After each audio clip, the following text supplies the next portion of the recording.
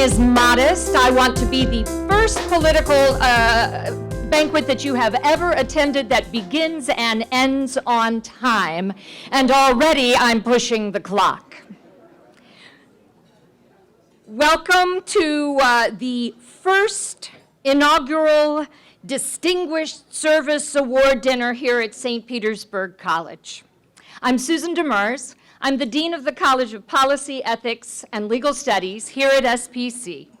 And in a way, you're witnessing history tonight. You're the first audience at the first of what we fully expect to be a pretty well-attended annual event that allows our institute to honor folks for public service. I can't think of a better person to begin with than Dennis Jones.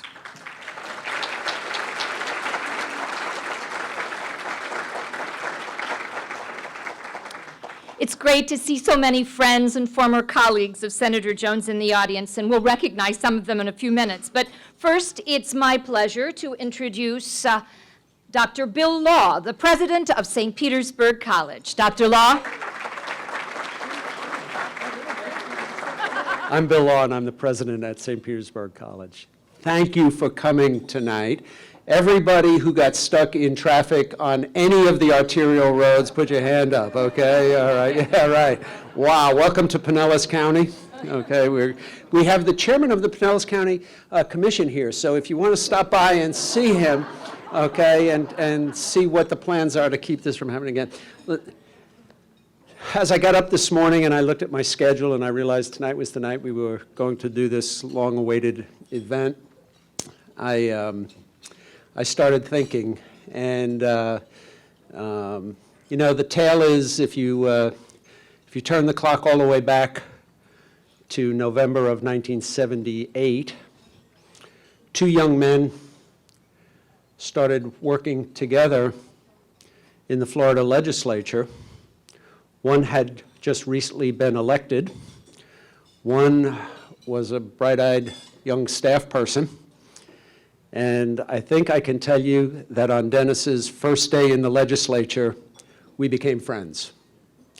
And that was 35 years ago, Dennis, and it has been a pleasure each day all the way through. But all of that is true. We didn't know what we were doing, but we faked it pretty well, Dennis, so we did all right. Thank you very much.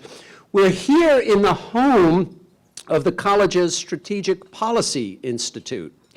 One of the really nice things that has happened with such great help from so many of our friends is that the college has been able to craft and to get started with a policy institute that's very easy to understand. Our goal is to see if we can't take issues of national or global importance, use our good offices to bring them to our communities and talk about them in ways that we can then, as a community, process what does it mean for us, using the great talent of our faculty and staff to help structure those discussions, to do research, to help put otherwise unintelligible kinds of things in perspective.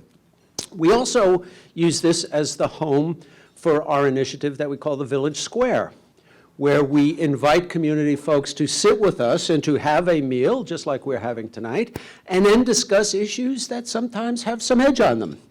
But the only rule is it is civic dialogue, and it works like a charm. We're very proud of all that. So I will tell you, though, that if we go through this all night, the litany is going to be the same. If you follow the money to get this done, you know where this is headed. You know where it will be. Dennis Jones will have been instrumental in helping create all of that. So we do this tonight for him, okay?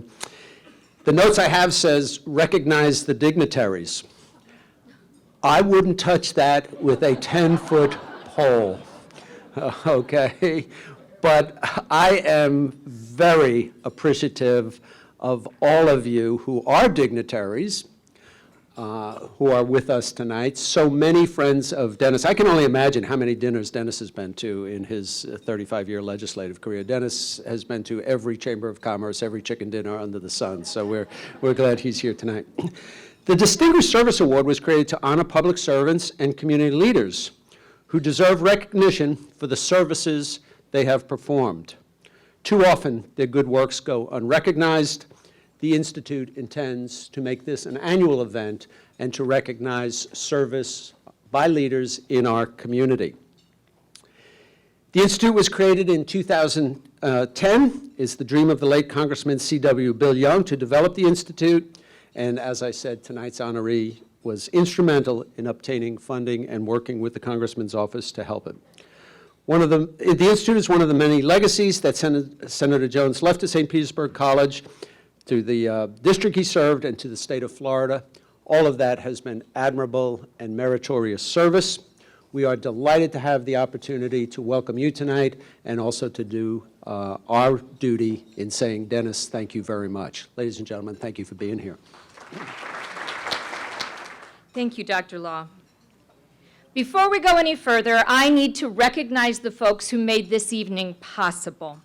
So first I want to recognize Green Seasons Nursery of Parish, whose sea oats and plants provide the centerpieces and the foliage for tonight's event. And with us from that institution is Mr. Roger Triplett and his wife, Vicki Triplett. Please thank Green Seasons Nursery.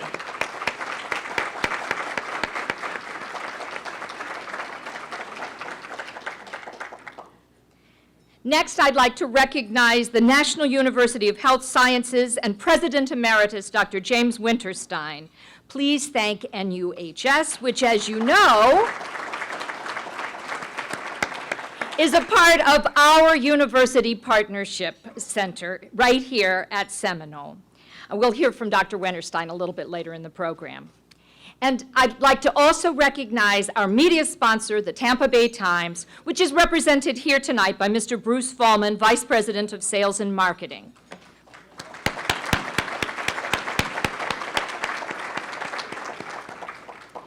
I also need to recognize our table sponsors, and you'll see the signage on the various tables. The Florida Chiropractic Association, the Largo Medical Center, the University of South Florida School of Physical Therapy and Rehabilitation Services. You notice there's a theme there, right? And St. Petersburg College.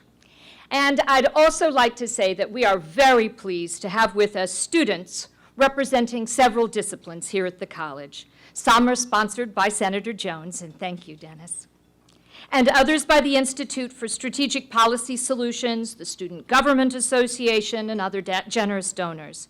They represent public policy and administration baccalaureate students, the SPC Engineering Club, other students from the College of Policy, Ethics, and Legal Studies, the Department of Natural Sciences, and the Doctor of Chiropractic Medicine program of the National University of Health Sciences. So students, I'd like you to stand and be recognized.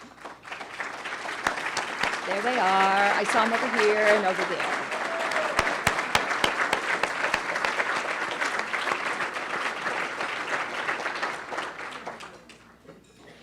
As I mentioned earlier, we're honored to have many elected officials and distinguished guests in the audience to pay tribute to tonight's honoree.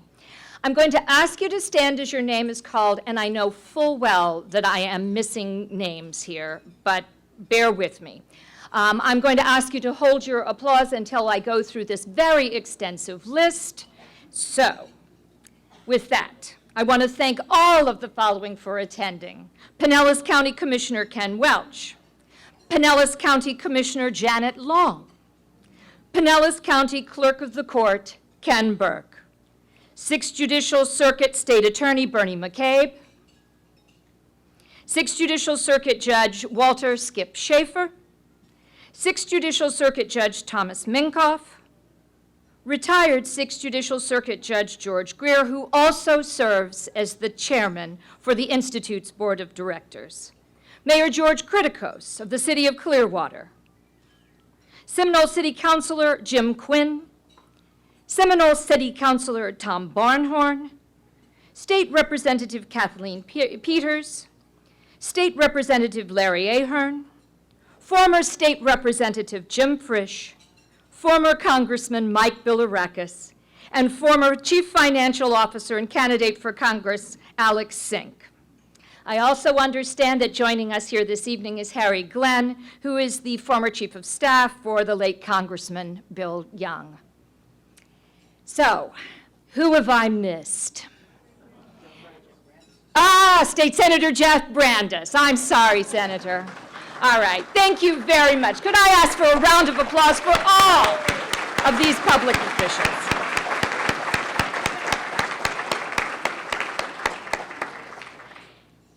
And I also need to say that we are very honored to have with us two members of the St. Petersburg College Board of Trustees here tonight.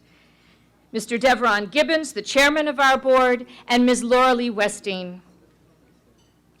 Yay, all righty. No, so, thank you. So I think that's all of the introductions for now, so I'm going to ask you to take a breath, eat your dinner. We'll have a photo montage up here. I think Dennis's whole life will be passing before your eyes.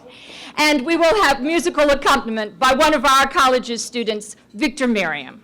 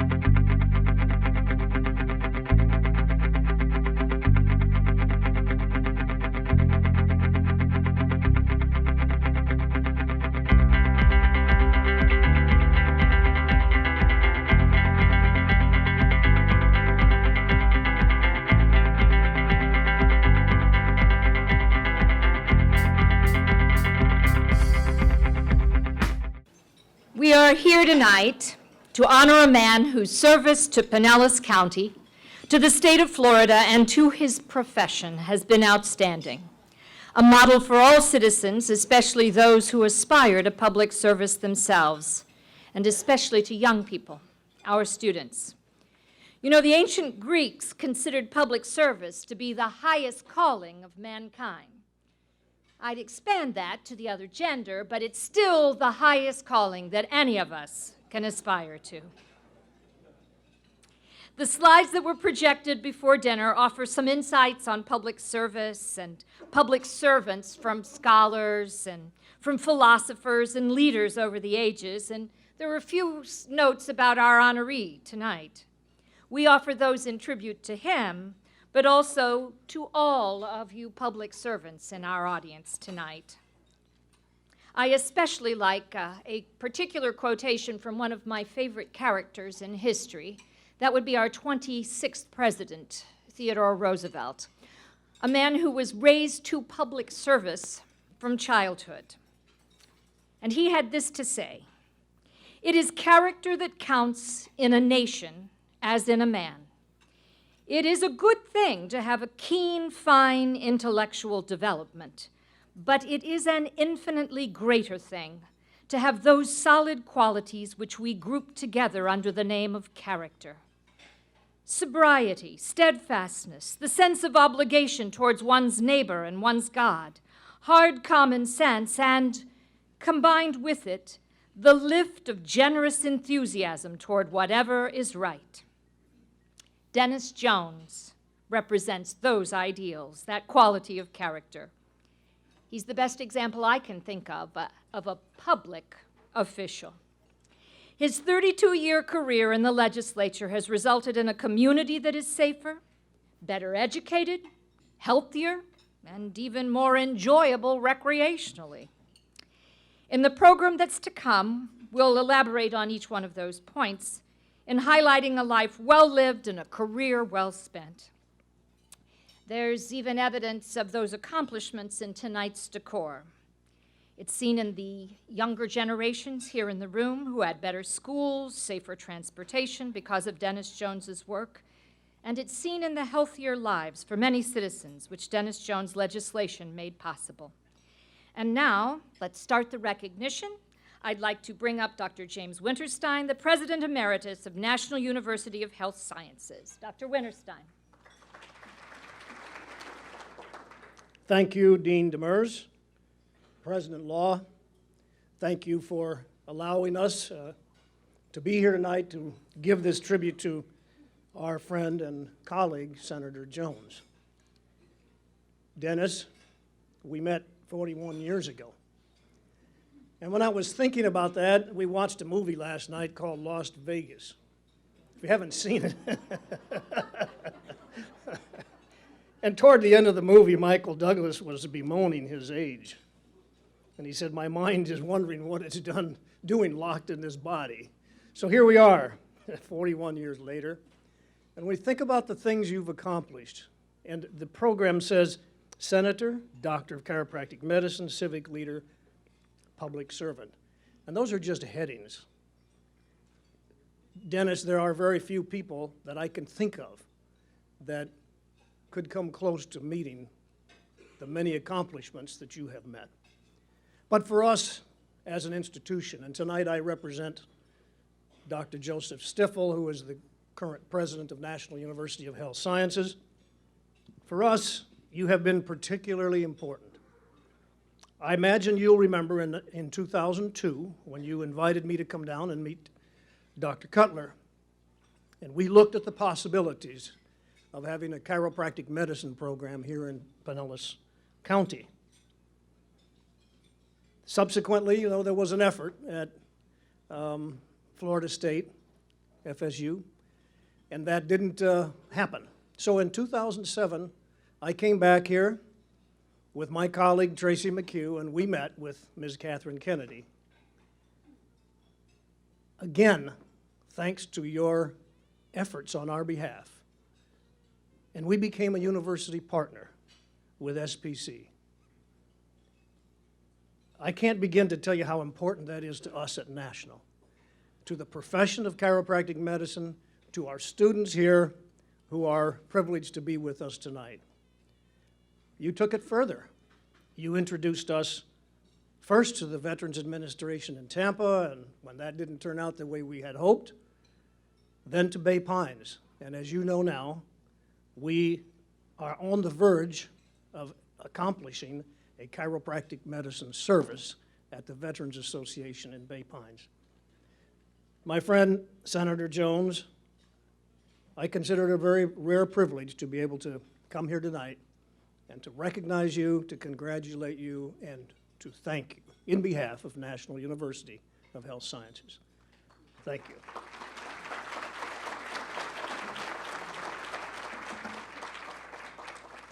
Thank you, Dr. Winterstein. And next, I'm going to call on Kim Black, who is the president of the Pinellas Classroom Teachers Association, who will speak about Dennis's contributions to the K-12 school system. Kim? Thank you. Good evening. It is truly an honor to speak with you this evening as Senator Jones is recognized for his lifetime of distinguished public service. My name is Kim Black, and I'm president of the Pinellas Classroom Teachers Association, which is the teachers union here in Pinellas County, also known as PCTA. I was deeply touched when asked to speak about one of the greatest public servants I have ever known, but I was doubly thrilled as an alumna to do so on the campus of the great St. Petersburg College. So thank you to the Institute for hosting this special event and for establishing this important public service award. Senator Jones has been known as a friend of public education and public school employees throughout his long and distinguished career in the Florida legislature. Deeply admired and respected by his peers, he is sought after for his ability to bring people together through intelligent and civil discourse, often focusing on areas of common ground supported by facts instead of focusing on differences of opinions. His commitment to working towards agreeable solutions, not only for his constituents, but for all Floridians, has been unmatched. For more than 40 years, the PCTA has sent teachers to Tallahassee during each week of the legislative session to ensure that Pinellas delegation members understand the impact their decisions have on our students, classrooms, employees, everyone here in our own community. After then Representative Jones was elected in 1978, whether he was a freshman representative or later as a distinguished and powerful senator, every week of the session, he took time from his busy and hectic schedule to meet with teachers and support personnel from his home district and to listen to our issues. Along with his wife, Susan, when it comes to public education, their devotion is like no other. Supported by his awesome staff, Betsy, Doris, Leada, Senator Jones' offices, both here in Seminole and in Tallahassee, were known for welcoming and embracing everyone. Race, religion, party affiliation, level of education, there were no obstacles to communication and collaboration when it comes to Senator Jones. Always greeted by a huge smile and a warm hug, Dennis would welcome each educator with deep and sincere respect. He spoke with them and listened to them as though educating young minds and the teaching profession was the noblest profession in the world. Senator Jones knows firsthand the value and impact of great teachers. His mother and father were teachers right here in Pinellas County for more than 30 years. His father was the principal of Rio Vista Elementary School, and his mother taught at Southside and later Lakewood. Dennis and his children were all products of Pinellas County Public Schools, and thus began his lifetime of public service and love of education. In 1981, you just saw a picture of former Representative Jones receiving the Florida Association of Community Colleges and Legislative Service Award. And in 1986, also as our former state representative, he received from then the Florida Teaching Profession, NEA, his first Friend of Education Award. Since that time, the FTP merged with the FTP United, and there is now one state union for the entire state, and it's called the Florida Education Association. And following many years of service as a legislator, as one who supported public school funding and defended public school children at every turn, He was awarded Florida Education Association's Friend of Public Education in 2005. During that time, he fought on behalf of educators and working families on issues that were very difficult to resolve in the Florida legislature. This includes his instrumental leadership in obtaining the actuarial study on the retirement accrual formula, his work to improve and secure retirement benefits, and sponsoring the legislation to do so. Senator Jones also led opposition to plans that would modify the class size amendment. Receiving that award in 2005 set him apart as our first to receive this prestigious recognition while serving both as a House member and later as a Florida State Senator. Growing up in an educator's household, he experienced and often spoke about his parents' ability to stretch a hard-earned dollar. He often told critics of school employees that every dollar in the pocket of public school teachers is a dollar invested right back in our local community and economy. And he would end the conversation with a question, now doesn't it make sense to pay them what they're worth? In 2009, Senator Jones received the highest honor of the FEA, the Champion for Public Education Award. This award is presented to individuals who have greatly distinguished themselves by their extraordinary efforts on behalf of public education, public schools, public school employees, and students. Upon accepting this award at the FEA 2009 convention, Senator Jones stepped down from the podium to join the Pinellas educators in their seats on the convention floor. As he sat with his engraved crystal bowl, he told the teachers this award was for them, not him. The teachers lovingly passed that bowl, each admiring its beauty. You would have thought it was the Lombardi Trophy, and we were proud to be members of Team Jones. A lifetime of service and support for public schools, Senator Jones has never been one to deal in partisan politics when it concerns public education. He reaches across party lines to do what's right for Florida's children. His action and his leadership by example have had a lasting and significant statewide impact on public education. And for that, we are truly grateful and proud to call him our friend, mentor, dedicated public servant, and honored statesman. Thank you, Senator Jones, for your tireless advocacy for our public schools, teachers, and for all of our students. And thank you to the Institute for allowing us to participate on this special night.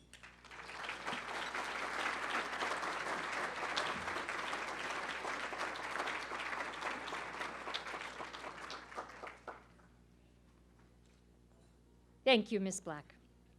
So at this point in the program, I have the honor of presenting by pre-recorded video, so fingers crossed here, the Honorable Fred Lipman, Chancellor of the Health Professions Division of Nova Southeastern University, former state representative and distinguished public servant in his own right after 20 years in the legislature. As you will hear, Dr. Lipman and Senator Jones were both friends and colleagues who co-authored a lot of significant legislation despite that they represent different political parties. Imagine that. Here is Dr. Lipman.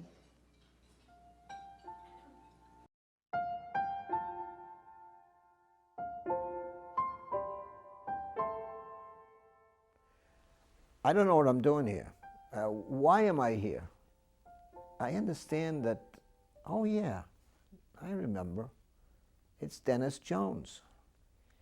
I ought to get up. Nope, I got to tell you a few things.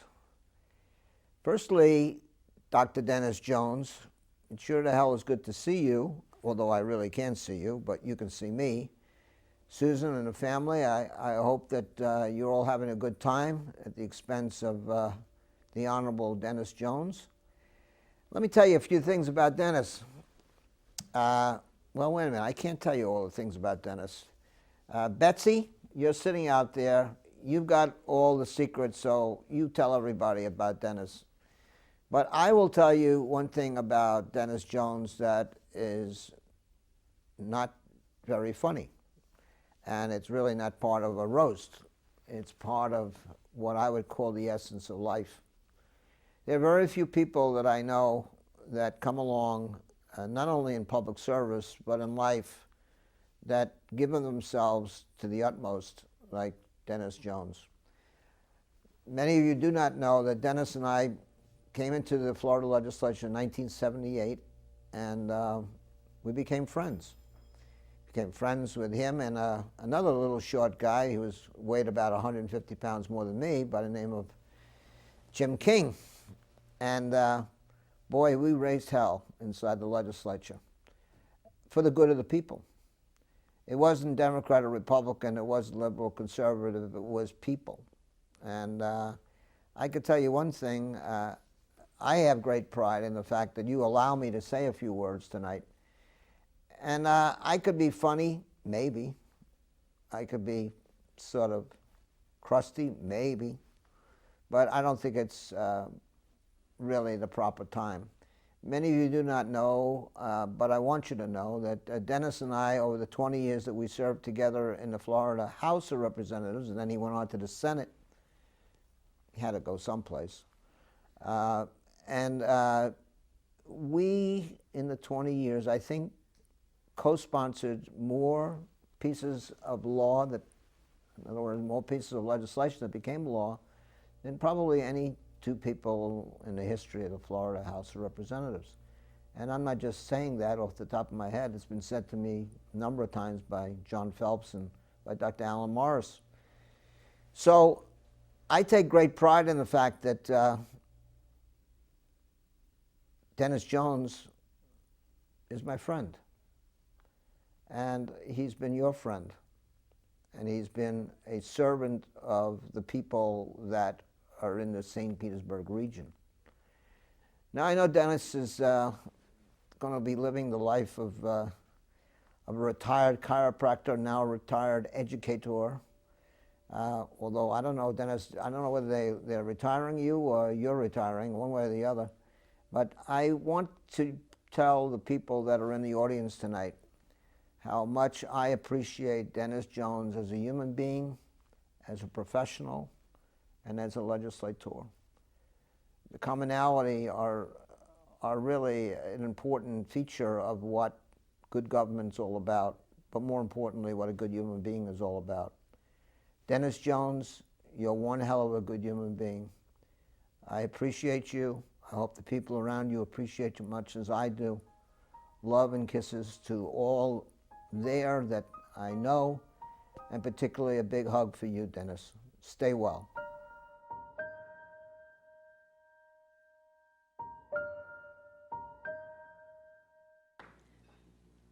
Though he could not be here, another former colleague of Senator Jones sent his tribute by letter with regrets for not being able to come.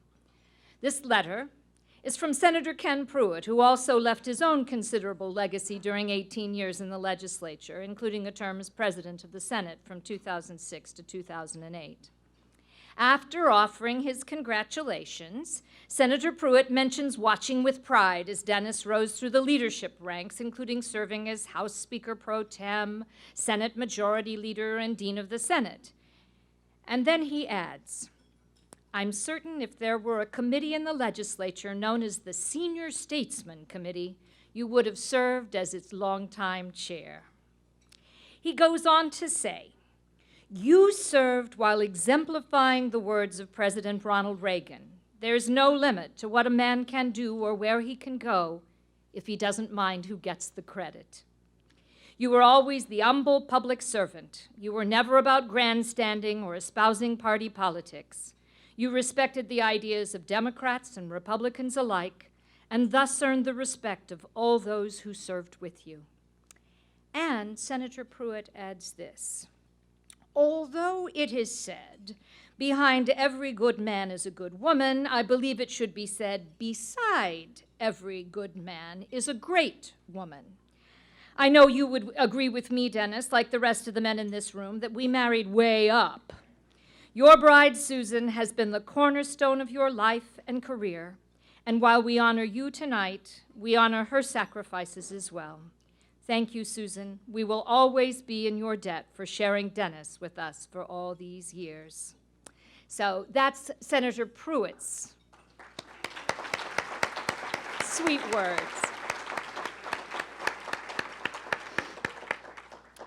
Next, I want to bring up one of Dennis's longtime friends and colleagues, Mr. Jack Hebert, who is the principal of the Mallard Group, who will talk about Senator Jones's qualities as a leader, mentor, and friend. Mr. Hebert? I was with Dennis early in his career, and I'm not really going to spend a whole lot of time about that because he reminded me earlier as we had an adult beverage before we came over that he gets the last laugh. So he speaks last, so I won't do that. And actually the person, yeah, there's a certain staffer in my office that's going to have a little problem on Monday morning. However, the good news is, Dennis, maybe a few pounds, but we still have our hair. So, but the person that should really be up here is Betsy. She knows definitely where all the bodies are buried over the years. Perhaps because she couldn't see over the top of the podium, they decided they'd choose somebody taller. But as I say that to my little sister who taught me everything I know. About a year or so ago, I got a call from Dennis who said, you know, we're closing things down, we're closing the office, the legislative office, you know, making plans for what's next. And I've got these things. I've got, I don't know, 50, 100, 200 plaques, whatever, memorials, proclamations, obelisks, trophies, and I don't know what to do with them, and Betsy has some ideas, but the bottom line is this: before we decide what we're going to do, you know, would you come over and help me, you know, could you come over and help us catalog them, photograph them, do that kind of thing, which was not uncommon, Dennis. That's how we got to know each other 40-odd years ago as we, you know, hung out on the beach. We didn't know much about each other except, hey, you've got a little artistic talent. I know you know how to take some pictures. Could you help me with a brochure? Could you help me? You know, could you help me run for the House? And I'm like, sure. They're usually, much like this night, there was the promise, I think it was wings and beer, went along with the photography. And I would learn later on there was always that, you know, carrot at the end of a stick or at the end of a job that he keenly, and I said, absolutely. So I went over and we spent the better part of an afternoon and evening, I think, and I think he lied. I think by the time we were done, by my count, we're up almost to 200. Different memorials, plaques, many are listed in your program tonight. Objects of all sizes, colors, from organizations of all sizes and groups and colors. And as an amazing, it was a great, you know, evening to kind of relive everything that makes, you know, this man so great and makes him a mentor to me. So fast forward to about a month ago and I get a call. And we all know Dennis and Susan have moved to Marion County now. They're no longer in Pinellas County, which is not a good thing for all of us, but nevertheless, I get a call. Jack. Yes, Dennis. I found some more. Now, full well knowing that the first 200 aren't really accurately put together yet in the book or whatever it is we plan to do, probably because I'm in charge of it. But I said, no problem. Next time I'm up at the river, I'll stop by. And so a week or so I did that. And I was over to say hello, and Dennis said, okay. I said, where are the, he said, well, they're out in the garage. We'll go out to the garage. And we go out to the garage, which is, calling it a garage would be kind. It's a combination art studio and ceramics studio for Susan, who's discovered a new talent, many new talents in her retirement. It's got a golf cart or so in there. I don't think there's a car anywhere near it. And so before we can get to the box of plaques and clocks and things that are left or whatever, Dennis said, come here, I want to show you something. So he takes me over to the corner of the garage, and there on the workbench, across the top of the workbench, he has organized in perfect symmetrical bottles of various shapes every screw, nut, bolt, nail in his entire life, and he's pretty proud of the fact that it's taken the last week to be able to do all of this. And I'm like, Senator, good job. I guess when Susan got done organizing the closets, this was what you decided you need to do in your retirement. But there was a certain pride in that small task that I have to say that he was very proud, and I'm like, good job. Good job. I wish that I'd be able to have done that. My point in that story is, and I think you'll see a common theme, and I will be brief. Dr. Law, when he conned me into this, when we ran into each other in Tallahassee, said, you have to be brief, and I always respect the president. My comments are more directed to the students in the room tonight because I think it's important because of the goal and mission of this institute to talk directly to you. So I want to talk to you briefly about mentors, heroes, whatever you want to call them, role models, idols, those people that we choose, those people that step into our lives. For one reason or another, either we choose them or we don't choose them, or for whatever reason we run into them. I've had 4 or 5 in my life. Surely Dennis is about that among those. Some people think there's a grand plan to all of this. Those of, with perhaps more religion than myself, believe there is somebody looking over this and doing a plan. I, as a guy behind the guy, kind of thinks, why didn't they give me the plan in advance and let me edit it? But, so I want to give you what I think are 5 things that you need to look for when you decide that you're going to decide to model your life and your career over somebody that takes an interest or a spark in something that you might want to do in your future. First, I think you have to look for somebody that's going to challenge you and make you work hard, very hard, but not all the time. And that's what I learned, at the side of Dennis very early on. Yes, there was a lot of work. Yes, there were all those things we had to do, but there was always time for beer and wings. There was always time to kick back. There was always time to do something on the lighter side. There was always time. There was always a reward at the end of an awful lot of hard work. And he'd work as hard as anybody. He truly exemplified the idea that there is no job too dirty. There is no job in this campaign that I won't do, that I expect you to do. And we're going to work hard, but we're going to have fun. And by gosh, we always had fun. To this day, I think we still have fun. Except I wasn't in on the screw thing, but I don't know how that ended. But the second thing you need to look for, and that I learned to decide, and I'm still working on it, I'm not there yet, is the value of persistence and patience. Probably the second part, patient. I'm not a patient person at all. And more commonly, I would hear things from Dennis like when something didn't go quite right, and you're talking about a guy here who moved from literally the very back row, the back corner of the House of Representatives, in the absolute worst seat you can have in that chamber, and over 20 years' time, in a shifting demographic from Democrat to Republican, moved to the front row center of that chamber and had no problems taking 20 years to do that. I don't think that most of us would do that, and of course, now they don't allow them to do that. I remember poignantly, one exercise one day, chasing around senators. The mission was to chase around senators on an amendment. 5 or 6 of them I had to see within 2 or 3 hours.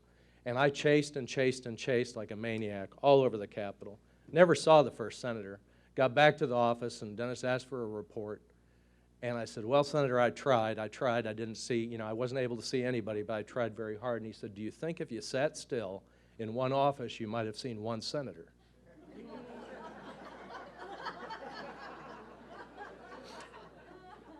I'm like, no, but I successfully worked very hard and didn't see any senators. The third thing I think you need to look for, and that I admired, is don't let anybody take themselves too seriously. And in the political world, Harry, George, we deal with some pretty big egos. You gentlemen do not have to, I don't think, and I don't think that I did either, which is maybe the anomaly. But there's some people out there that are pretty self-important in the political world. And, that was never really the case with Dennis, and really isn't to this day. And I think that's one of the things that I've really enjoyed. Every now and then he'd get a little out of hand, as Betsy would tell you, and we'd have to remind him. My favorite way in the earliest days, and we not only, I not only worked for him, I lived with him for a while.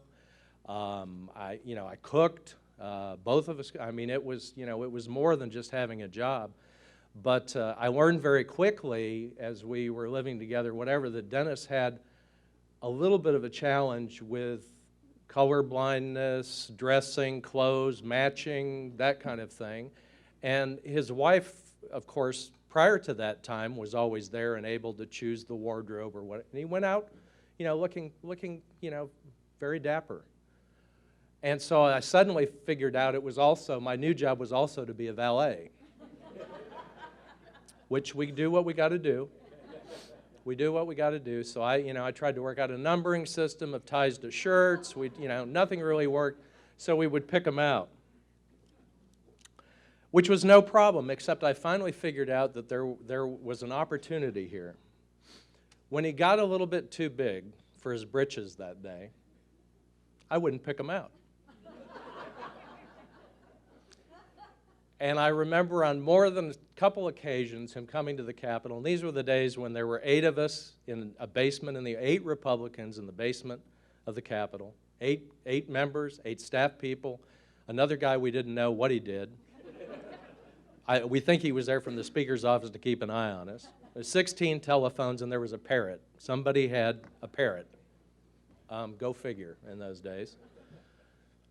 And Dennis would come in, and invariably, those mornings when we were a little not in sorts, a member would say to the other one, "I think Dennis and Jack aren't speaking."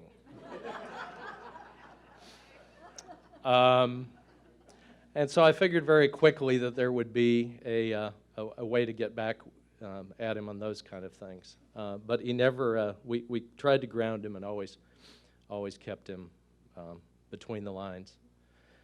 And next to the last, never forget the people that helped you get, where you get. And you can't do anything of any amount of greatness, I believe, in this world without attracting, the right kind of people around you, about doing the right kind of things. I tell people to this day, I judge public figures and I judge elected officials not necessarily on their merits, but on the people around them. And if I think that they've attracted good people, and I think if they're sincere and they have the desire to work hard for that person, that is a big part of their process and their hubris, if you will. And Dennis never forgot that. Staff have always been high in his heart. I mean, right to the end when he retired, he called together all of us for a dinner, past, present staff people. His committee staff were always invited to the river for a weekend or whatever, and he never forgot those people and doesn't to this day. And lastly, and probably the most important thing, and some other people have touched on it too, is I did learn this, and I think if you're searching for a mentor and do believe this, even in the current political environment that we're in, nice guys and gals can finish first. And I think this is evidence tonight, very much of that. I don't remember the many years that I was at his side, and Betsy would probably agree with me, I don't remember many unkind words to myself, to any other staff person. I don't remember anybody being dressed down in public. I don't remember a crossword to another, and this was a gentleman who had every opportunity to do that. To the contrary, I could tell the stories. I can remember, the day when a governor we won't name and a speaker we won't name, really double-crossed him and killed one of his projects that he'd worked on for most of his life. And in his typical form, he took it in stride, and not months later, with birthday card in hand, he was headed down to the governor's office to wish the governor a happy birthday, which is something probably most of us wouldn't even think about doing. Time and time again, for bucking the party, his party, for voting his conscience, for voting the way the people wanted him to vote, much like Congressman Bilirakis did today. Congressman, I sent him a note this morning and said, thank you very much. He took some pretty hard knocks on that, but he did the right thing for his people, I think, being one of his people. Evelyn, you should be proud of him. Dennis did that time and time again. And for his lack of loyalty, if you want to call it, I would not call it that. He had offices in the basement. He had offices smaller than closets. He had one so small that didn't have a desk. And we quickly turned that into a positive by putting a card table in it. And he became famous when they stripped him of his committees or his chairmanship or whatever they tried to do to to tell them that, he wasn't following the way they wanted. He turned it into a hand of hearts and a smile and a pat on the back. And I think that says an awful lot about a person, and I think that good guys can finish last.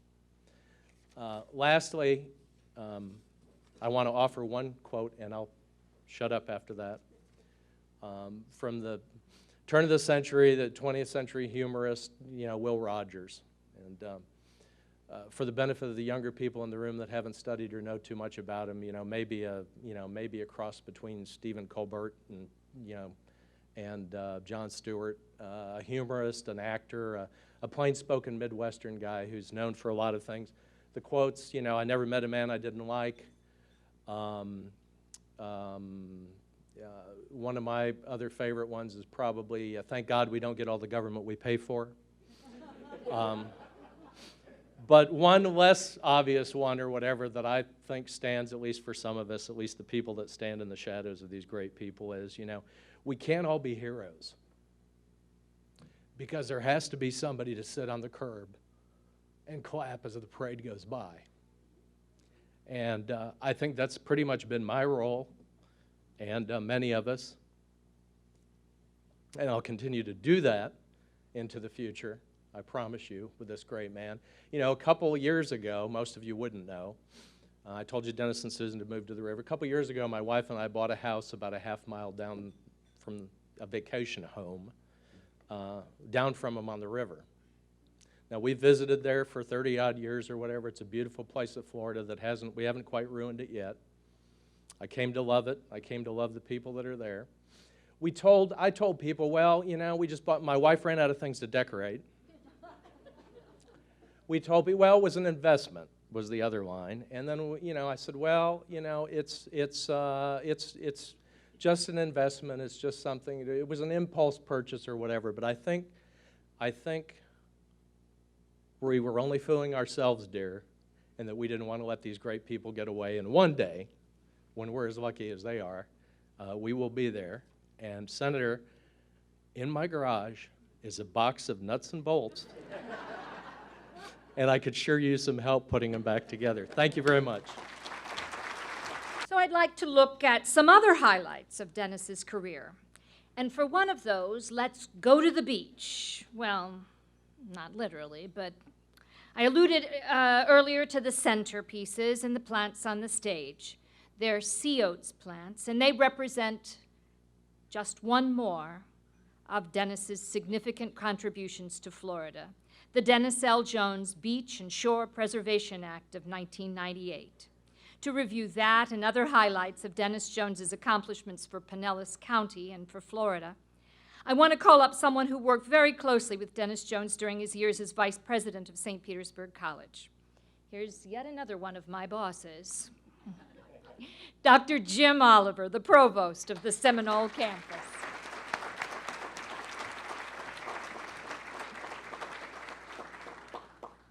Thanks very much, Dean Demers. It was indeed my privilege and pleasure to work with Dennis Jones on a number of projects associated with St. Petersburg College.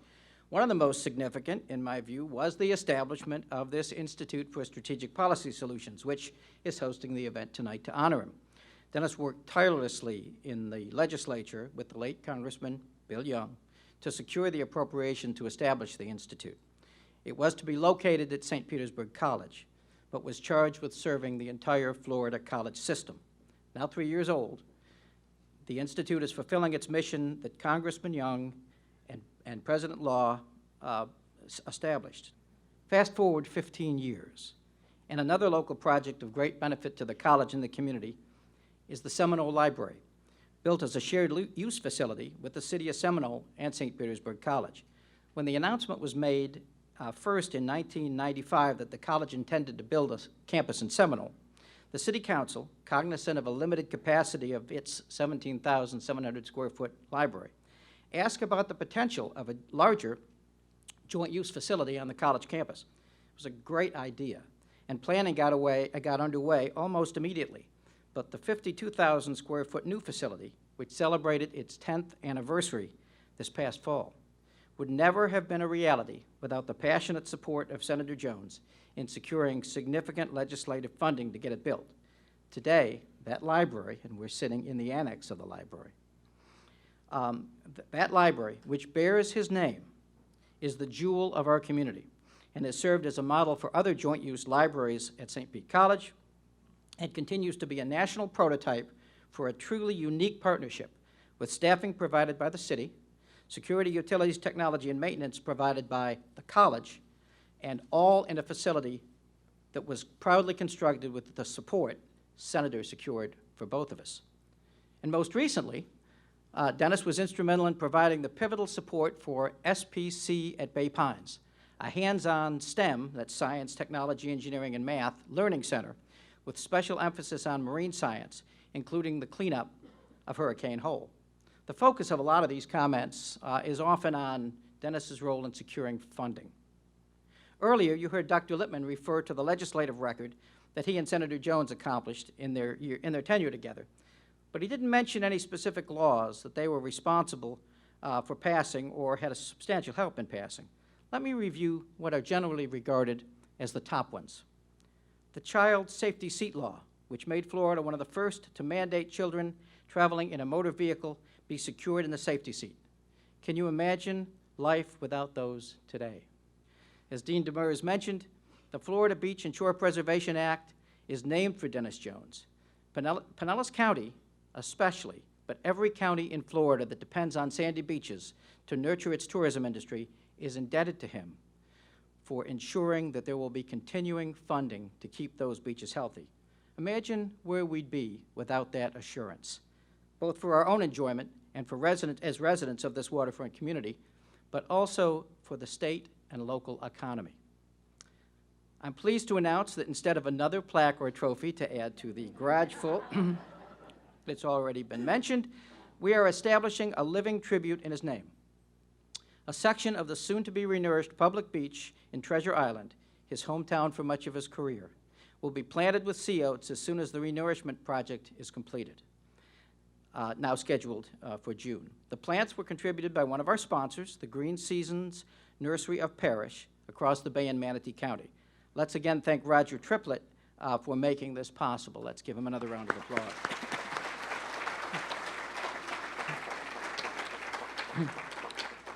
Students from the SPC chapter of the International City Managers Association in our Public Policy and Administration Baccalaureate program and the Environmental Science Club have volunteered to help with that planting, along with the Treasure Island Beach Stewardship Committee. On a personal note, I think of Dennis and Susan as friends.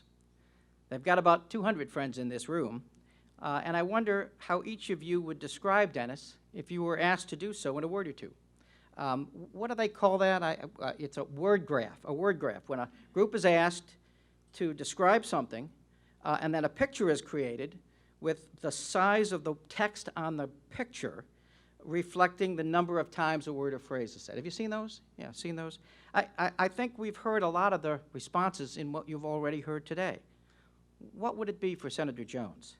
Friend, statesman, mentor, dedication, persistence, giving, thoughtful, accomplishment, gentleman, vision, supportive, family, and no doubt very high on the list, public servant.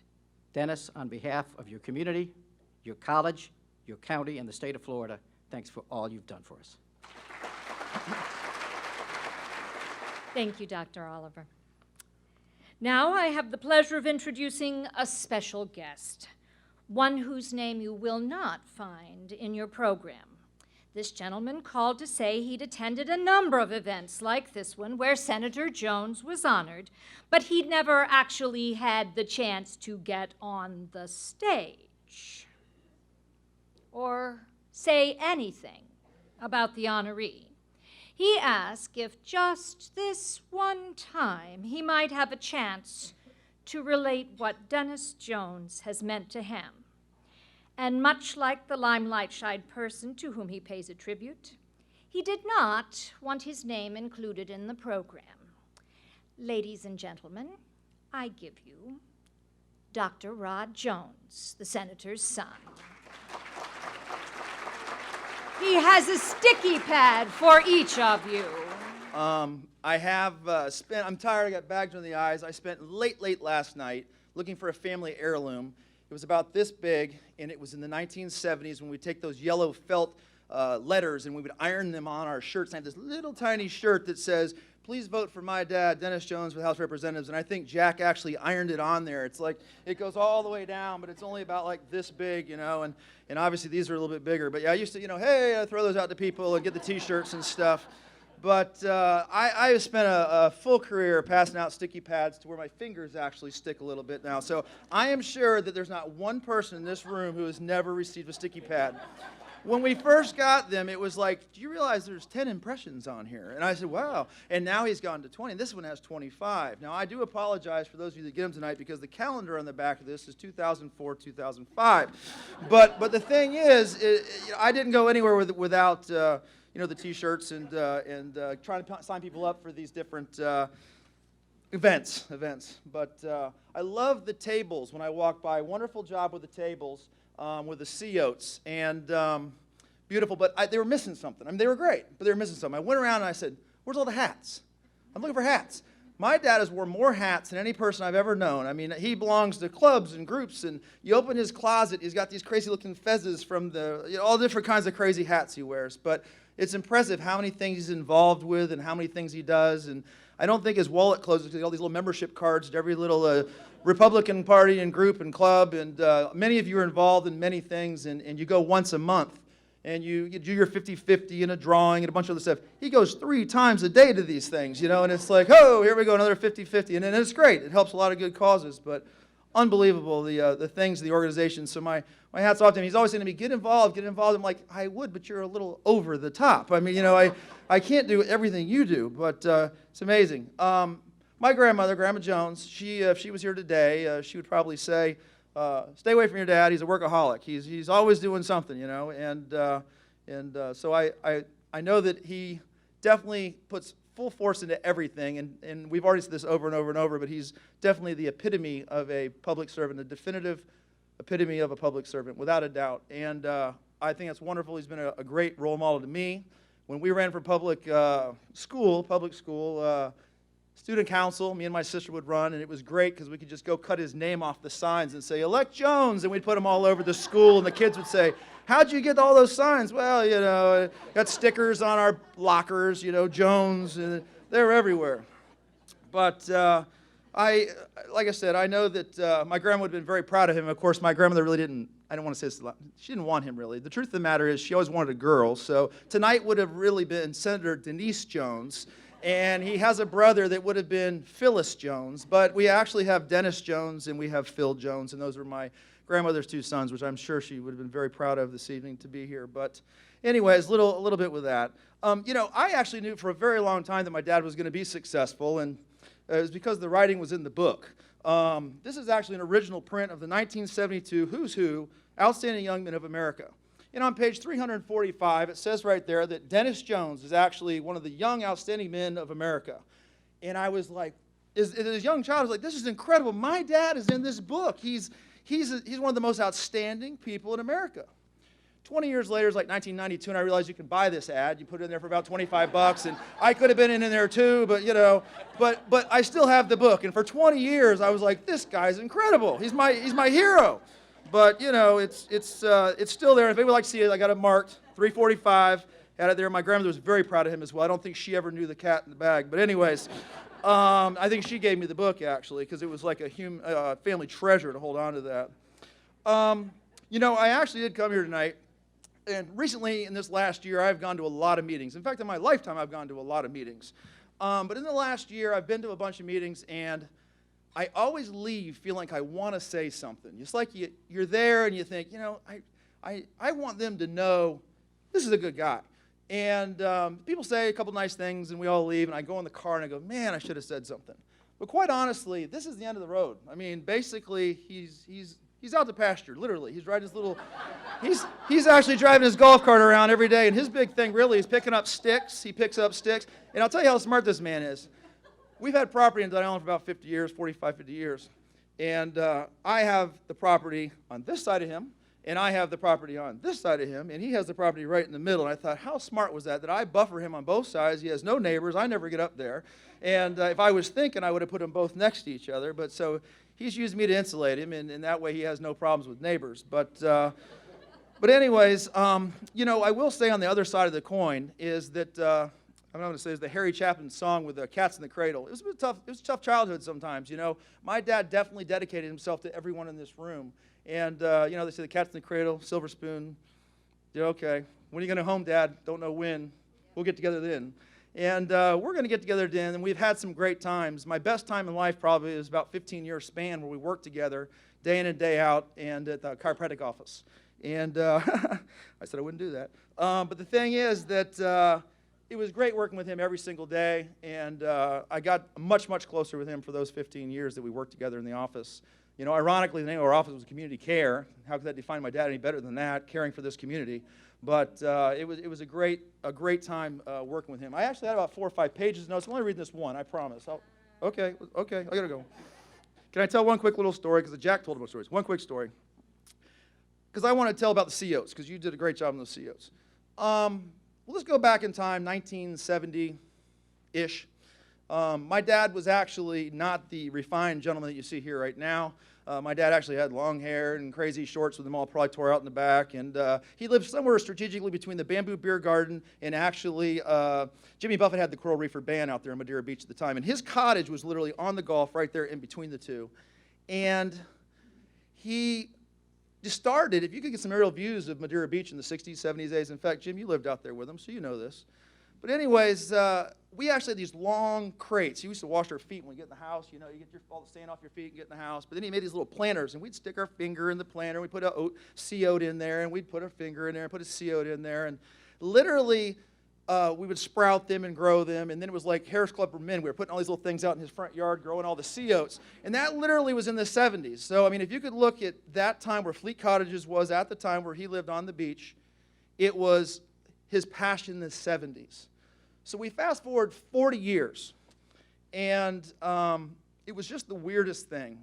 But he had a house on Reddington Shores in his final years here, and literally 40 yards from his front door, on the last day that he was actually in the seat before he was taken over by another person, the Beach Renourishment Act was literally at his front door. The people with the trains and all the stuff was right there off their beach. And I thought, think of the time span from the 1970s to 2012, 2013, where they were actually doing his project. And it was almost like God looked down and said, Mr. Sandman, you've done a great job.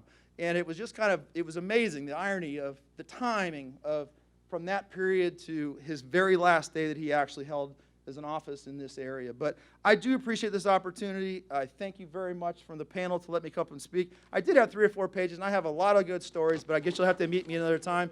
No one should leave this building without a sticky pad, okay? Because I need to get them out of my car. Thank you.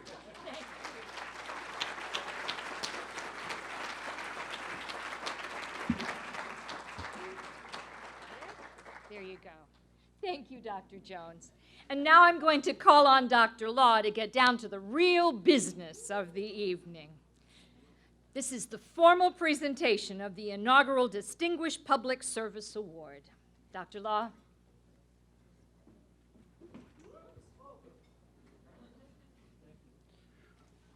Am I glad to be here? It is an honor. First of all, thanks to everybody who took time to do this on Dennis's behalf, and I think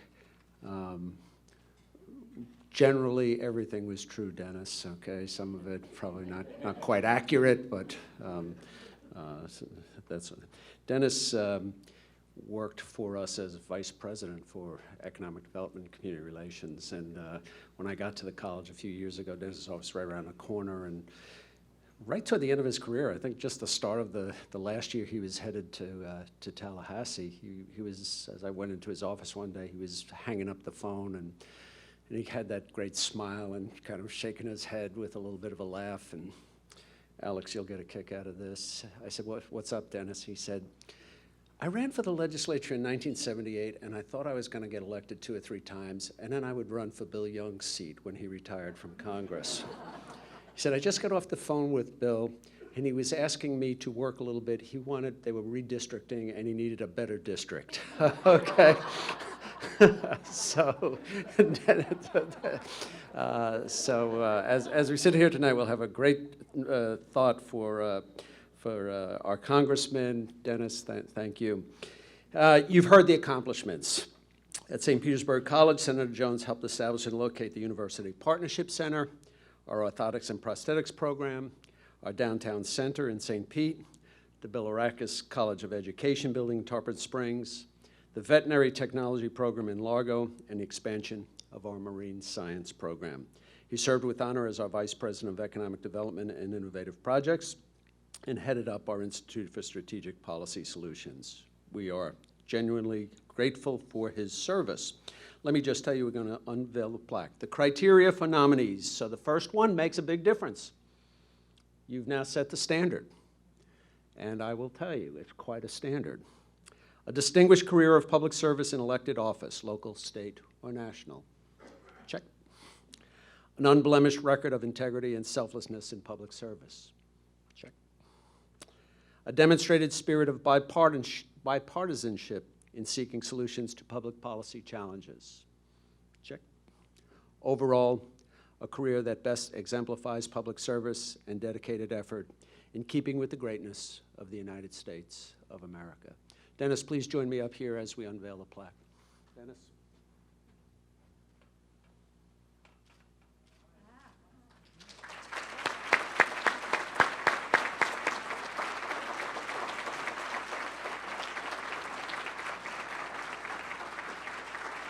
All yours.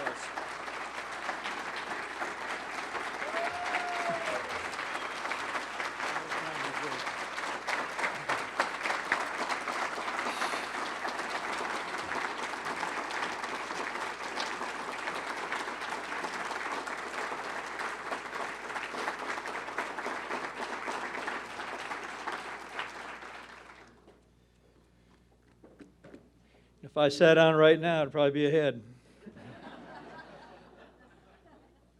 Actually, a lot of the remarks that I had intended on making have kind of already been said, so I'm not going to be redundant. But Dr. Demers, certainly I want to thank you for doing such a fine job with the program and trying to keep everything on schedule. And Dr. Law, you know, it's still kind of amazing when you think about it that in 1978 my career started in the legislature.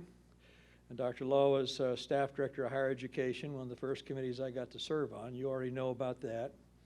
But you come here all these years later, and I wrapped my career up in post-secondary education, and he was my boss again. He's a tough guy to work for, too, let me tell you. But along that road, we had a lot of fun. I think Dr. Law also was very instrumental, along with Dr. Furlong, when I had the privilege in 1979 in serving on the first post-secondary education commission. And part of that was because they needed a Republican, so I got to be one of the spots. Wasn't very many Republicans back then, only 27 of us in the House. But it was a real learning process, and it gave me a good foundation of post-secondary education. As was said earlier, my mother and father were both in public education, but it was a great time for me, and during that time, as it was said, it was just a stroke of luck, but also with Dr. Law's guidance that we were able to buy that Webb City Outpost property. Some people have been in Pinellas County remember that property sat vacant. The people in Texas ran it into the ground. We could have lost it to anything, but when they bought that property and they've turned it into the campuses there today, I mean, what a jewel for our citizens. Not only did you get your education there, but when you get your education, you get to work in the very community you got your education. What a win-win is that? So anyway, Dr. Law, thank you so much for the opportunities you gave me in the beginning of my career and end of my career. Actually, when I did my resignation letter, Susan says, you know, do I need to call and make sure you gave it to him? God, it was hard to write that thing. So I walked into his office and I said, I got a letter for you. He said, I don't think I'm going to want to read it. And I said, well, God, don't read it right now. You remember that day? Anyway, I want to thank the board of directors of this institute for allowing me to be your first recipient. It certainly was a shocker. to think of all the choices you had. I appreciate it. David Clement and your staff with Jacqueline and Sonia, thank you for all the work you did to put this together. Obviously, these things don't happen easily. But I do want to make just a few very brief comments on the presenters. Dr. Winterstein first. But I don't think he told you. He started practice Clearwater, Florida. Maybe he did say it. I didn't hear that. But we became friends back when he had a chiropractic practice up in downtown Clearwater, Florida. And we became good friends back then. And out of the blue, next thing I know, he becomes president of the National University of Health Sciences in Chicago. Now, how did that happen? But you know, having been on that campus several times, it is a beautiful campus. And he maintained the presidency at that for 26 years. He just stepped down this last year. I had the opportunity to address their graduating class as he was stepping down and Dr. Stiffel was coming in. And it's a beautiful campus.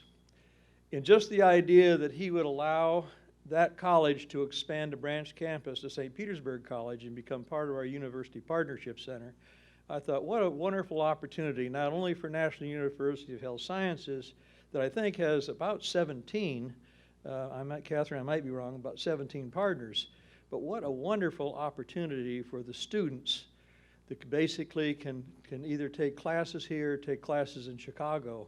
The technology is unbelievable. So Dr. Winterstein, I hope you enjoy your retirement as much as I am. You know, people were so worried I was going to have a tough time doing this. It took me about a week. I'm telling you, there was nothing to it. Dr. Winterstein and Cynthia have a farm in southern Illinois, and as a hobby they do traveling on a motorcycle, but wear your helmet and be safe. Kim Black, I don't know what to say about her. You talked way too much. But you know, when I think of Kim Black, you know, I think of Jade Moore, and I think of Doug Jamerson, because quite frankly, when I was elected as a Republican, and the teachers endorsed me, some of my colleagues said, what in the hell is wrong with them? I mean, they don't endorse Republicans. I said, well, I mean, I just told them the truth. I mean, I support public education. As it was said, my mom and dad were in public education. I went through public education. My kids went through public education, and as Rod said up here, his kids, my grandkids, are in public education. What they didn't say is, when I got elected, I made a pledge that I'd do my best during my term of service to try and get teacher salaries into the upper quartile in the nation, because my parents worked their butt off and didn't make squat. And unfortunately, I failed, because 32 years later, our teachers still aren't even close to being paid in the upper quartile in the nation for the work that they do. And I just think that's a crime, to basically not pay teachers what they're worth, and yet they're the ones we are responsible for educating our youth and our future workforce. One thing she also didn't mention, and I will say that I had the privilege, and Susan and I had the privilege. Mary Grizzle started when she had this, I guess you'd call it a tradition. And that was that when the teachers came to Tallahassee, we would have a delegation teachers dinner one night, and it would just be a rip snorter, and we'd have a great time. And Senator Grizzle did it for years, and when she got ready to leave office, she asked me if I would continue that tradition. I said, oh, I'd be honored to. So Susan and I did that for the next almost 26, 27 years, and the teachers look forward to it, and we look forward to it. And every time, we not only had our delegation there, but the ones that finally were no longer in elected office, they wanted to come back as an alumni. Ron Richmond, Kurt Kaiser, Bette Easley, we couldn't get rid of them. But it was great, great fun. And I think it was good for them, and it was good for our members as well. So give them my best, and hopefully as we look to the future, we can reach that goal sometime in our lifetimes. Fred Littman, you know, if you're not an elected official, it's hard to say what this means when you have a relationship with somebody like Fred. We both came in 78. He's a little short, redheaded guy. He was a pharmacist. Here, I'm a chiropractor. Now, that is a strange partnership. Think about it, a pharmacist and a chiropractor. Oh, yeah. But anyway, we teamed up, and for 20 years, we prime sponsored a major bill every year, and almost every year it passed. A Democrat and a Republican. Think about that. And I'm not going to get into this, but that was before term limits, and it was before the gift ban. That's when we worked together. Right, Jack? That's when members actually talked to each other and sat down and had dinner with each other and talked about bills. And we didn't have all this partisanship or follow the leader. Oh, the president don't want you to do that. Oh, the speaker. Oh, he's going to be mad. You know, I was so proud of Gus Bilirakis. That's the attitude I had, too. You know, do what's right for your people. And Mike and Evelyn, it's been said, but thank you for your service. But let Gus know I'm proud of him. Okay. So anyway, I mentioned that to Fred, but you know, when we left, I went on to the Senate. He said I had to go somewhere. What he didn't tell you, he became chancellor of Nova Southeastern University, so he didn't do bad either. Matter of fact, the pay was much better on his end. Ken Pruitt, we served in the House together. We were like brothers. We ran around with Jim King, and we obviously played together, worked together, did bills together, and then when he went on into the Senate, we went together. We obviously rallied behind him to become Senate President, and he was a great Senate President. And actually, with the funding that we did for this institute, basically it was under his watch that he said, Dennis, we're going to make sure that happens. It's good, but he says, remember, it'll be housed at St. Pete College, but it's an asset for all 28 colleges.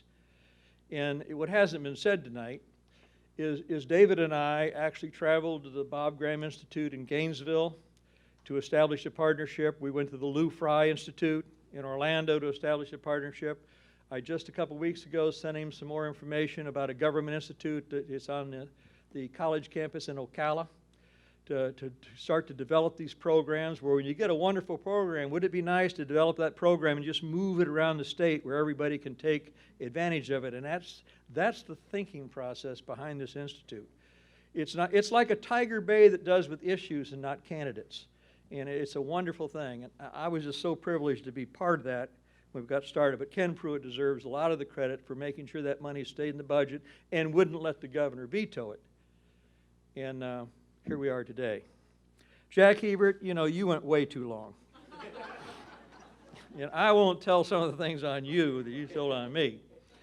But you know, when your friendship goes back way even before I ran for office, you know, I can just say we had a lot of cheers and a lot of tears. Kids are growing up, you got problems. You know, business, you got problems. But when he went ahead and helped me get elected, I said, well, the first thing you can do then, you could at least be my legislative aide. And he did that for a couple of years. And you know what happened? Jack Latvala, where is that rascal? He hired him away. Took him right off my staff. And the only good thing is he developed the Mallard Group, and he's ran every one of my campaigns since I ran. And Jack, thank you for helping us be so successful. Jack and I have been inseparable as not only friends, but we bounce things off each other. Our wives are great friends. Our kids are great friends. And, you know, when you put all that together, nothing bad can come out of it. I mean, we make a lot of jokes on each other, but he talks about his little property he got down the river from me. He didn't tell you it's 4 bedrooms on an acre. The only thing he says is if he's renting it, you can't have more than 10 people at a time. Give you an idea of the size of it. So he's done very, very well. And Jack, thank you for all the times we've stayed together. Like you said, we did. We lived together, actually, when we went to Tallahassee. I had a condo, and Jack stayed with me at the condo. And, you know, he did have to help me get dressed at times because I am somewhat colorblind. And when Jack didn't do it a couple of times, I went to the office, and I'll mention this later, but Betsy sent me back home. Said, you can't go on the floor with a shirt like that. Anyway, Dr. Oliver, boy, it was hard to think of what you were going to do. It was always a pleasure to work with you and your staff. I mean, what a team you put together. And the only thing I could think of when you were talking is, you know, he's the closest thing to an Energizer bunny I've ever known. I mean, you can't think of a project that he hasn't already got it half done or thinking of the next one along the road. Anybody that knows him knows that's true. And sometimes, you know, you get so many things on the table, how are you going to ever get any of these things done? But certainly, you did a wonderful job out here in Seminole, not only at the college, but it doesn't matter in the greater Seminole area where you go. And Rod mentioned I go to a few meetings every now and then. He's always there. It doesn't matter if it's a Tuesday club, a fraternal club, a luncheon group, a women's group. I don't know how you get that much time off the college, Dr. Law. You should check on it. But anyway, Dr. Oliver, your guidance and friendship was always very much appreciated. And then I want to thank the citizens of Pinellas County for allowing me to represent them for the past 32 years. Let me tell you, that is a great privilege. Any of you that are out there in the audience that are in elected office, you know it's a privilege to serve. And public service is an obligation that you shouldn't take easy, and if you do, you won't be there very long. But I was fortunate enough over the years that in the House and the Senate, I went through redistricting 3 times. I've served under 7 governors. And I mean, you get a lot of heat when time goes like that. And I didn't always agree with a lot of them either. Matter of fact, most of them I didn't. Most of my legislative successes have been due to the support and help of a lot of the people in this room, and I know it's getting late, but I've got to mention just a couple of them. Dr. Ed Carlson, where is he sitting? There he is. This goes back 1950. Our friendship started when we were in elementary school. Been one of my closest friends for all those years. When I first ran for office, he was my first campaign treasurer. And even today, he still remains one of my closest friends. And just to have him here tonight with us is a privilege to me. Dr. Debbie Brown, where is she? Have her stand up.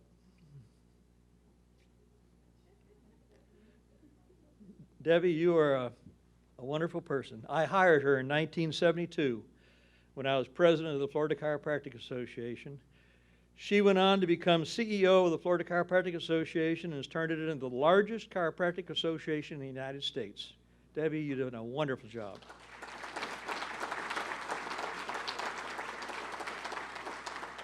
A couple other people I want to mention quickly, and that's Paul and Sandy Lambert, if they'd both stand up. Paul's a healthcare attorney in Tallahassee. Stay up there, Paul. And he helped draft over 50 pieces of legislation that dealt with health care for me over the years, and we passed most of them. Paul, we could have never done it without your expertise. You know, an old chiropractor and attorney getting together, sometimes you can understand what you're saying. But I could have never done it without you. Sandy, you stand up. Here's the lady that, if you look on the back of your driver's license, most of you in this room have her name on the back.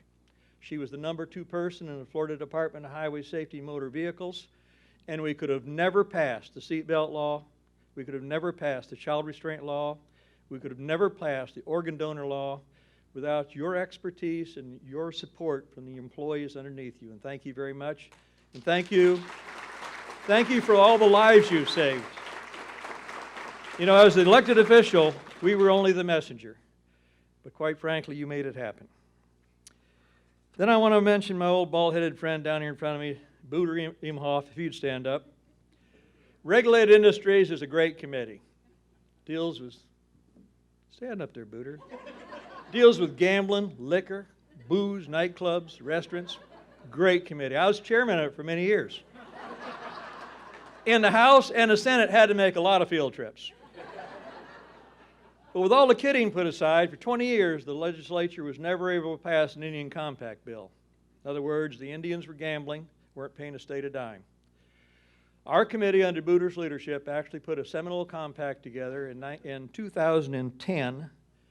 We passed it through the House, passed it through the Senate, and Governor Chris signed it. And in the first 5 years, which is coming up this next year, it will have produced over $1.2 billion in public education dollars.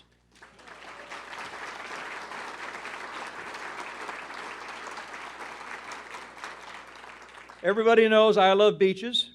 Never made a secret of it. But it took me 10 years to pass the beach legislation. Think about that. With term limits, I could have never done it.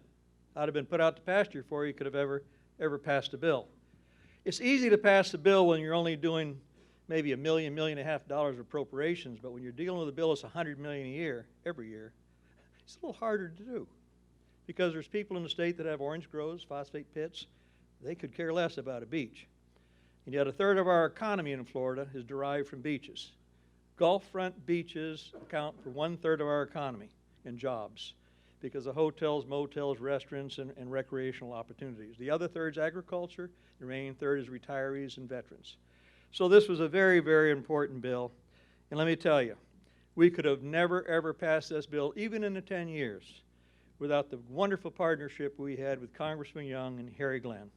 Harry, you know, I can't say enough, and I know on some of those bills my name's there, but probably your name should be there instead of mine, because I know how the time you put in when the dollars were short, but you made sure that the congressman had them in the right bucket so they would be passed, because that bill is, in my opinion, one of the best bills for Florida, but it's also the best partnership, because that's the partnership between the federal government, the state, and our local communities, and everyone wins, and everyone wins. So thank you again, Harry, and we thank the congressman right up here. And I'm almost done, but Betsy Collins, the little teeny one, she's also known, as most of you, as my daytime wife. She, sorry, Barry, but been with me for 28 years.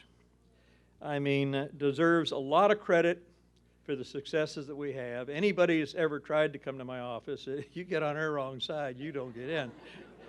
But, you know, you never can run a good office without having the proper leadership, and she was absolutely behind me for 28 years.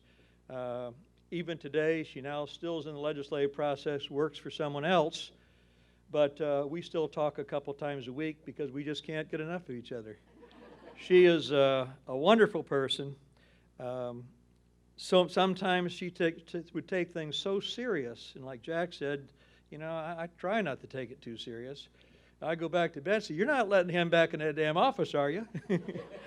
We got one of parimutuel guys, she's still mad at him. That's 4 years ago. Anyway, Betsy, it was a great ride, babe. And Doris, you're the young one. She was my secretary in the Senate for 10 years. She'd worked for Senator Sullivan before me. He broke her in, I took her over. But if you ever have someone on a phone that tries to deal with a constituent, I don't know how she does it. I mean, they call up with their insurance or sinkholes or spouse abuse, and she's just so nice to them. Now, when she hung up the phone, she wasn't so nice, but on the phone. But Doris, you made us look good, and I certainly appreciate that. And then Susan, well, let me do Rod first. Yeah, I'm not going to do nearly to you what you did to me. You know, I could have never served in the legislature, really, the length of time I did if Rod hadn't ran our medical center. And like he said, he ran it from '92 to 2006. And when you're gone, well, they'll tell you, you average 158 days in Tallahassee. It's not a 60-day session because you have committee meetings, you have regular session, you have special sessions, so it averages about 158 days. So he's running the office and trying to keep all the bills paid while I'm gone. He did a wonderful job. And he has been a wonderful son. I mean, he has done things that most people would dream a lifetime. He went around the world on a bicycle, 13 months, 90% of the time sleeping on the ground, 26,000 miles, 47 countries. He's done the Ironman Hawaii twice. And when he did the St. Anthony's down here over and over, and I said, you're getting too old for those things. That's for little young kids to do that. He has been a guy that could always set a goal. And maybe I helped him get that way to a certain degree, but he can set goals and meet goals, and that's part of what life's about. Setting goals for yourself and then reaching that benchmark at your own speed, maybe a month, maybe a week, maybe a year, but make sure you're getting where you're trying to go. And without a goal, you don't have a roadmap to get where you're going. And Rod, you certainly have done a wonderful job, and you've been a wonderful son, and you've been an unbelievable father. Got 4 kids. Unbelievable, Father. I don't know how you do it. But thank you. And then Susan, also known as Sweet Thing. She's been at my side my entire legislative career, and I know it hadn't been easy. Anyone in public office knows that it's a strain away from home as much as you have to be and away from your family. So Susan, thank you for being with me. And then to St. Pete College, and I say that the college family. It's been a big part of our lives because with Susan and I together, we've had 15 years at the college. She was a trustee 8, and I had 7 years of employment.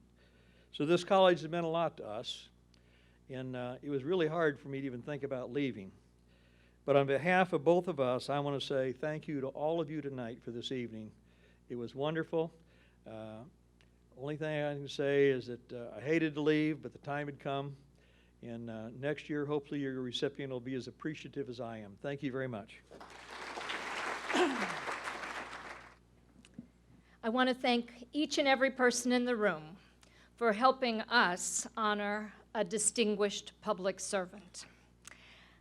Thank you so much, Dennis, for everything, for all of it, for your contributions here at the college, for all the wonderful gifts that you've left us as citizens of Pinellas County and of Florida. But I especially want to thank you for the wonderful role model that you have supplied for our students. Thank you so much from the bottom of my heart.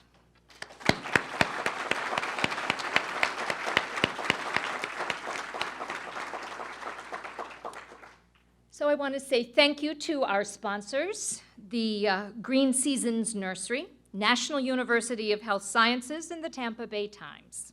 Your support will enable the Institute to continue its work to promote civic engagement and good government, and hopefully next year inspire another person, and we'll honor another person with a Distinguished Service Award. So with that, I want to say thank you to you all. Good night, safe travels, and thank you, Senator Jones.